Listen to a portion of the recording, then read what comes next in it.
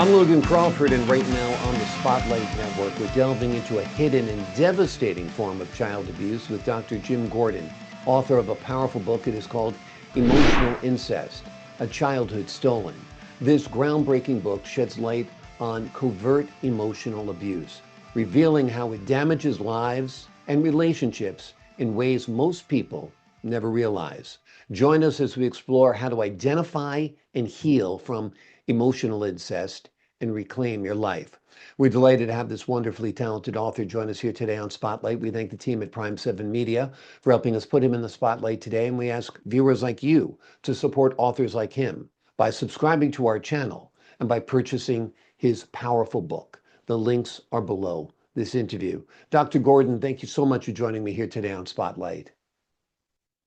No problem. I'm here when you say solving the problems. That's a hard one. I haven't solved mine yet, but go ahead. Well, it most emotional problems, most problems of recovering from abuse are difficult to solve, but I do think you can help put people on the right path to Right. healing, no doubt. Let's first define it. What is emotional incest? That's a difficult and good question. You know, it's considered to be basically it's what we call a covert incest. It's an emotional abuse in which a relationship between a parent and a child is inappropriately sexualized without actual sexual contact. And what I mean here is um, it doesn't really, next question you had on your report originally was how does one realize it's happening? But the truth is you don't really know it's happening when it's happening. Both sides think they're doing the right thing. As a kid growing up, my friends were, it affected me. That's why I wrote it. When I was growing up, my friends were like, "Wow, you're so lucky because your mom spends all the time with you. I wish your mom was my mom." And then later on, I realized, oops, probably wasn't the best thing. It was non-sexual. There was no, the sexual, it's inappropriately, as I said in the phrase there, it's inappropriately sexualized without actual sexual contact. It's when you're like, I love you, I love you, I love you too, and whatever. And you're really transferring things that should have been between mom and dad, or mom and boyfriend, or stepmom and stepdad, whatever. But you take the role and you're filling in the spots.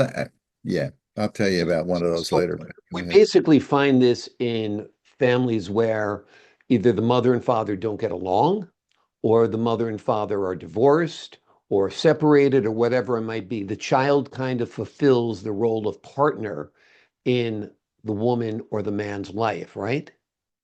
Yeah, that's a good point. That's the one I was thinking of that I think I have in the book. I can't remember, but my one of my students when I was teaching special ed and I was doing seventh and eighth grade for a couple of years, and the young man came to me one day and he wasn't in my class. I mean, I special ed, I was a had behavior problem kids. And so, but we were in a smaller classroom, and some of the regular students liked to drop by because I'd had board games and I had different things that, would help my students want to work. Okay. And so this young man, I can't remember his name, let's call him JJ for now to be safe. And he came by one day and he's like, dude, he'd been hanging out and he'd been coming over during the break time and doing things. And he said, yeah, he said, here we go again. He said, I just got a message from my father that I needed. And he said, my father would always send messages like, quote unquote, I need to work with my secretary this evening, so I'm not going to be there. Take care of your mom, make sure dinner goes well, and your little brother's taken care of. Boom. Now that means JJ had to go home and be the Man of father, the house, right? man of the house. Yeah. Thank and take care of things and do whatever.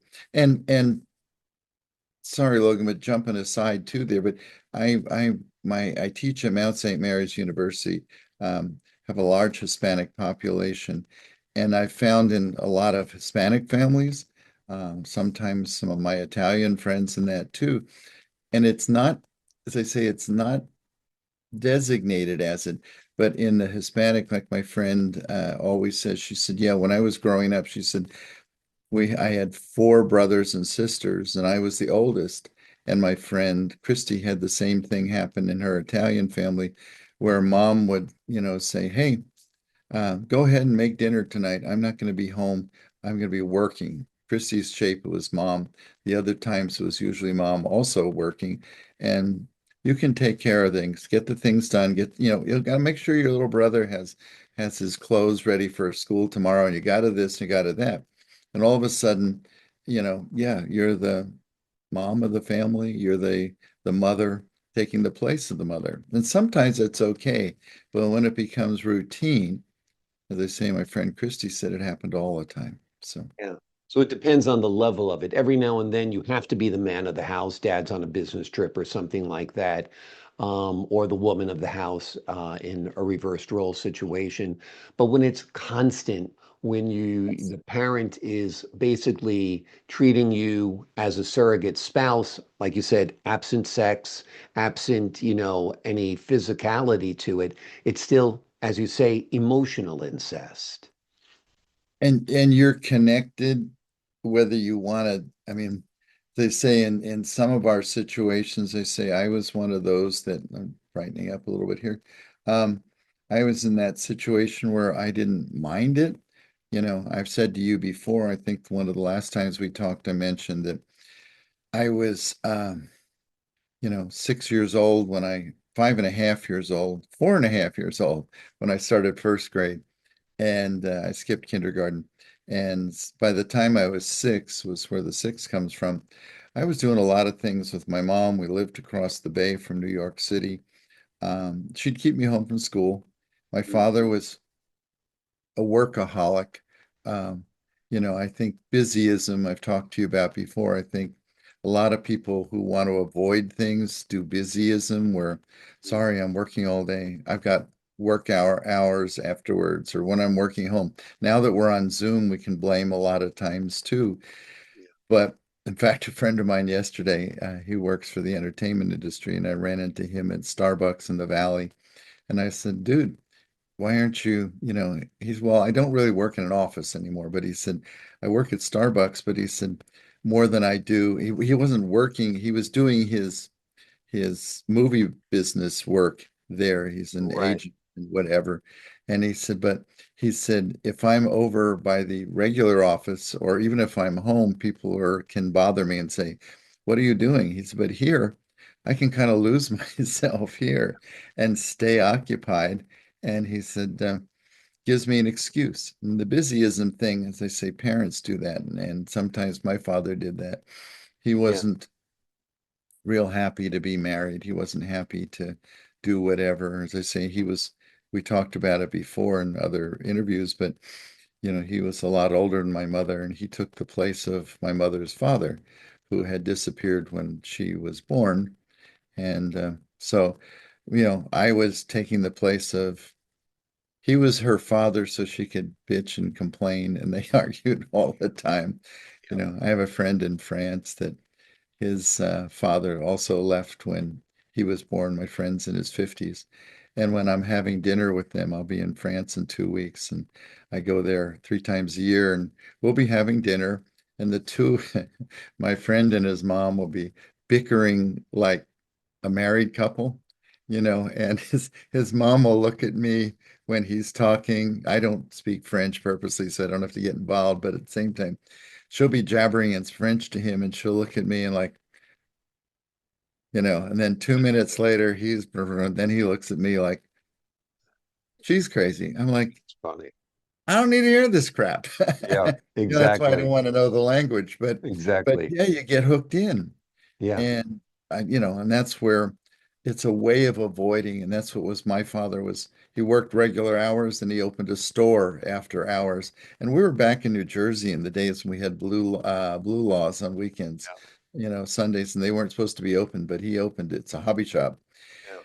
And he'd be there till 7 o'clock at night and then go to the bar across the street, at the tavern, and stay there till midnight, then come home, go to bed, get up the next morning, go to work at the Yeah. military base, come back and do whatever. So we avoid, and I wasn't complaining because my mother was like, "Why don't you stay home today? Let's go into New York City. I'll take you to Macy's. We'll go shopping." I ate at Sardi's and other places more than I ever should have, even though we weren't rich, but we went to nice places. And I wasn't complaining. I didn't have to go to school. As I say, that's why I mentioned the younger age at school. Yeah. I wasn't really in it with the kids. I say it was when I went to high school at 12. We were living near the Arizona and and Mexico border. So my friends would be going to Mexico during lunch and getting drunk and finding girlfriends and that. And I was like, why would we be doing this? Yeah. Yeah, so I Yeah. never really realized it was happening, but I was enjoying the time off from school. Yeah, I think most children wouldn't realize they're in that situation. And even as they mature into adults, they might not realize they were in that situation. They might say, I had a close relationship with my mother, but they might not realize that this is at the heart of some of the interpersonal relationships they have as an adult. Tell us a little bit about how it manifests itself in an adult when a child has been the victim of this type of emotional incest. Yeah, as you know, I mean, one of the things too, and you alluded to it earlier, different reasons in families. I say one of the things it can often go hand in hand with alcoholic mothers or alcoholic fathers, meaning that, you alluded to the fact that they weren't available. My mother was not, she was what I called a convenience alcoholic. My father had to have drinking every day, and that was his way of, getting through the night. But my mother, it was only, she might be sober for 5 years, 4 years, 3 years, and then boom, boom, wham. Um, we had something called Milltown back in New Jersey in the 50s. It was a sedative medication. It's supposed to be calming. Milton is actually the name of it. And my mother used that from time to time to chill. And when she did, she'd get really wasted and she was in no shape to drive, no shape to do anything. But that's when I need you home to take care of things today. I was an only child, okay? But I need you around today. I need you to go to the doctor with me. Oh my God, you don't know how many times I went to doctors. I, one of my favorite stories is, my mother and father were married. They were stayed married until my father died at almost 90 years of age, and he died. But I was the husband there too, as they say, and I remember I was only 12 years old. I was in the eighth grade and I got a phone call. We had landlines in those days, boom. And hi, this is Dr. Silverman from Red Bank. Is this Jimmy? I'm like, yes. He said, I want you to know that I do not ever want to see your mother anymore. I'm her psychiatrist. She comes in once a week. She was so drunk today, she threw up in the fish tank. And he God. that's disgusting. Yeah. And we've talked about it before, but medical offices and that they'd have a fish tank to make Yeah. it cool and collected. And I'm getting the call. I said, did you call my father? He said, I don't even try talking to your father. He never talks back. He doesn't call back. So I'm talking to you. And I thought, I'm 12 years old, you know, and that was my responsibility. Do you know how many times uh, I I knew she'd call paramedics and say that, she needed to go to the hospital, and they'd arrive, and I'd say, "Hey, she doesn't." She'd Mm. also call the fire department because of gas leaks in the house. No, they weren't, and I had to deal with all that. Now, that was emotional incest, and the fact that I was the husband, I was the one. Yeah. Did they call my father? No. Yeah. And when you said that, I don't know if it'll work on your screen here, but I'd like to try it. Um, Say I do Zoom all day, but oh, can I share? When you asked the question before about it, how does somebody process it? How do you deal with it as an adult? Trust me, I was living my life. I was enjoying the liberty of freedom, of not going to school and all that. And it wasn't until I was 40 and my father died that I realized what the fuck, excuse me, what the hecky poo Yeah. is going on here? Because they told me I had a 3-day bereavement time at the clinic. Okay. And I said, I don't need to bereave. I haven't talked to him in 5 years because in my case, I divorced my parents. Uh, and we talked about that before in order to get away from it. And at that point, I was so angry. Why are you telling me I should take the time off from my father? And I'm not that I didn't care about him, but he didn't talk to me for the last 5 years because my he wouldn't let me talk to him without my mother being there. Talk about emotional incest. I'd call him and say, "Hey, can I come out and see you?" We were only a half hour away. And he said, your mother's going to be there. And I said, I don't want to talk to her because I divorced her. We've talked about it, but it reminds you, but when I was 34 years old, uh, and the actual anger came out later. The 34-year-old, when I got home and she said, she was at my house and said, good news, I'm moving in with you and we're going to live happily ever after like we did before. And I was like, pardon me? She said, oh, yeah. She said, this will be great. She said, you and I can do everything like we used to. And I was thinking, no. But then that's when I divorced her, and I wanted to talk to my father, but he kept saying, I can't talk to you without your mother being there. Uh, I said it before too, that even the minister was calling me and saying, hey, you really need to talk to your mom. And I'm like, do I need to talk to my mother for your benefit so that she's not going to bother you anymore? And Mm. he said, oh, yeah, partly. Yeah. And I said, okay, then we have a problem here. And so it was then that, from the thing over on the book on the side here that I disconnected right now, but that's when I realized I was really angry at the world. I used to have such a temper, you know, I would put my fist through doors, hollow core doors when I got Mhm. mad at things. I would slam stuff. Um, they say I would flip people off. I got mad at a Sears store one day when I went in to get shock absorbers and I'm looking through things. The guy said, you can't open the boxes up. I said, I'm not opening up the boxes that were already open. I said, ones that had open end. I'm being careful. And the guy said, you can't do that. You're opening it. And so I took the box of, car Yeah. shock absorbers and threw them at him. I'm like, okay, so I started to realize I was angry. Um, Did Divorcing a divorcing your parents help? Did doing the divorce help? That's funny because that was my next It thing. was, Forcing a parent. yep. Yes. Yes. I had a boundary. Yeah. You, me, the rest of the world, we have boundaries. Okay. Yep.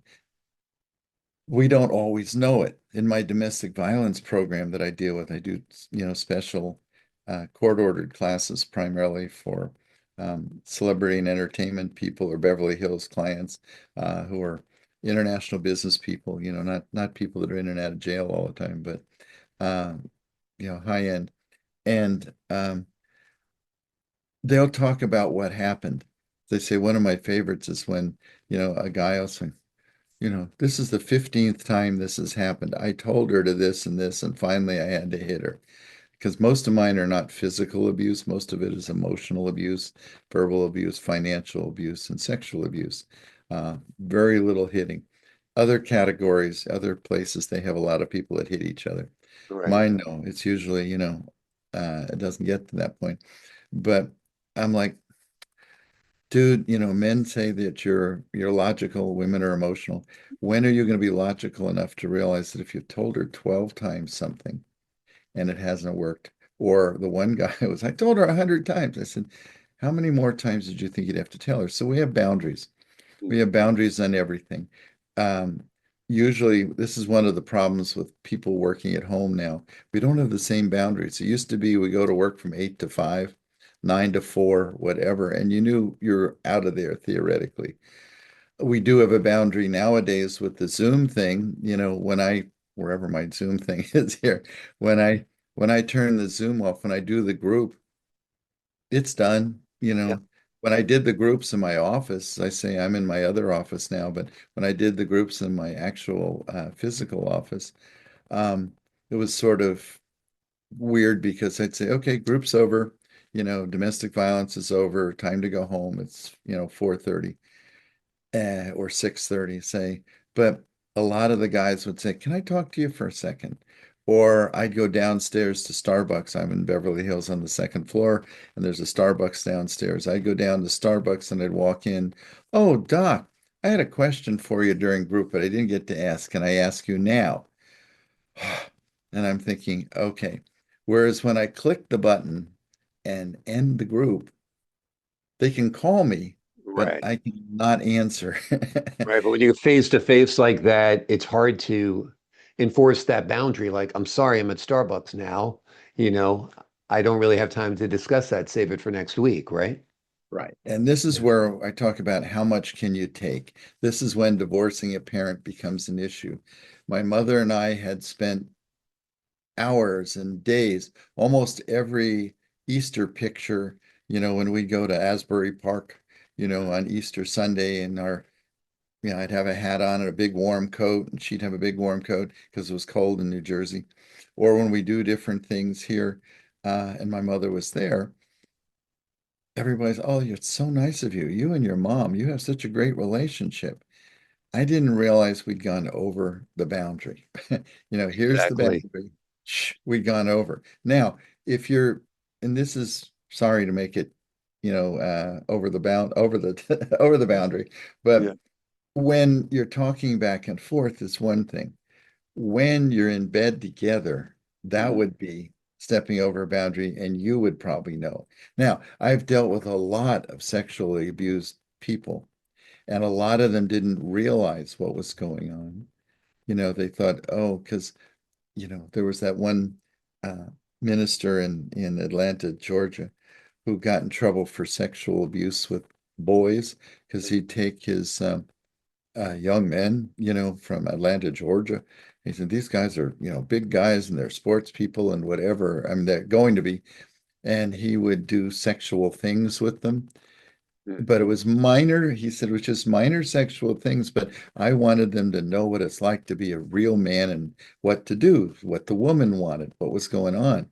Okay. So there's boundaries. Okay, how far do you go? Sorry, I'm going to sneeze, I think. Okay. Um, And this is where the emotional one is harder to figure out because the Right. people, they The say, line is blurry. There is no line really. It's just gradations, right? my patient Dana, who committed suicide at 33, her older sister came and talked to me because she committed suicide after she finally was talking to me about and being open about her father abusing her. Her father was an airlines pilot out of Atlanta. Also, he was a church deacon in Atlanta in a born-again Christian church. And he had been in the military, whatever. And she came in, and in fact, her sort of boyfriend, well, sort of husband, they were living together for 15 years, and he had been in my domestic violence groups, and he said, I want to bring her in so that she can talk about some of these things and talk to you. He said, I grew a lot and I want her to grow. So she's there and she tells me after about the fourth or fifth time, I'm careful as a shrink not to let them say too much the first time because sometimes they'll be too nervous. On the fourth or fifth time, she really got into how her father started abusing her when she was 9. And we know that happens. As I say, I knew that one actress friend of mine, Ann, that her father started fooling around with her when she was only 4. Okay, but that was his issue and hers.